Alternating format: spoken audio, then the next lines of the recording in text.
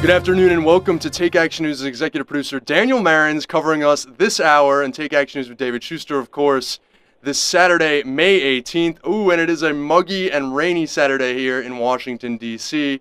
We've got a great hour ahead of us. We're going to be talking about the latest in the Bangladesh factory collapse, which continues to be the largest workplace disaster in the history of the world, with the death toll now exceeding 1,100. We're going to be talking about opportunities to hold multinational companies that purchase from suppliers in Bangladesh accountable and make sure disasters like the one at Rana Plaza don't happen again. We're also going to be talking about the Koch brothers and their bid for the Tribune Company, which publishes the Baltimore Sun, Chicago Tribune, many other newspapers, including the LA Times. How you can help fight that. We're going to be talking to a special effort, an attempt to crowdsource a bid to outbid the Koch brothers in their bid to buy the Tribune Company. Of course, later on in the hour, we're going to be talking to author and good friend of mine, Lee Fong. He's an investigative reporter and fellow for the Nation Institute and reporter for The Nation. And he's the author of a new book called The Machine, a field guide to the resurgent right. It's a fascinating, fascinating look at the Tea Party movement and the post-2009 resurgent right since the Obama administration. What are they? Are they a grassroots movement, or are they an astroturf group funded by billionaires? But first, there was a fascinating story this week that came in the form of an op-ed in the New York Times by Angelina Jolie.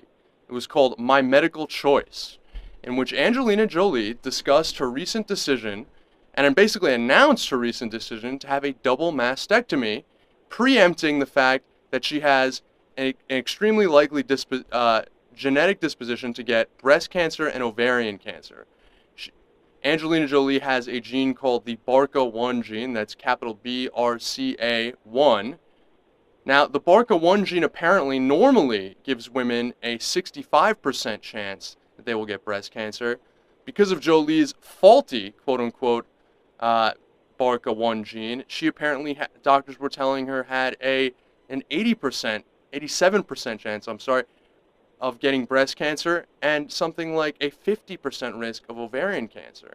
She's preempting that, and she believes that this is something that other women should model.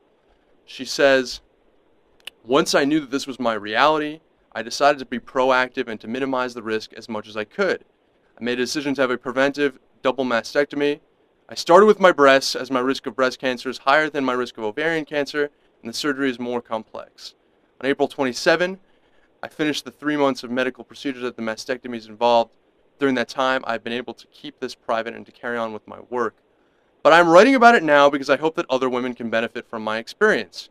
Cancer is still a word that strikes fear into people's hearts, producing a deep sense of powerlessness. But today, it is possible to find out through a blood test whether you are highly susceptible to breast and ovarian cancer, and then take action." So she is essentially saying other women can learn from her experience, as traumatic and horrible as it is. And I think we can all agree that whether or not this is the right decision for most women, that it's honorable that Angelina Jolie revealed what is undoubtedly such a difficult and private decision and choice for her to have to make, and share it on the pages of the New York Times.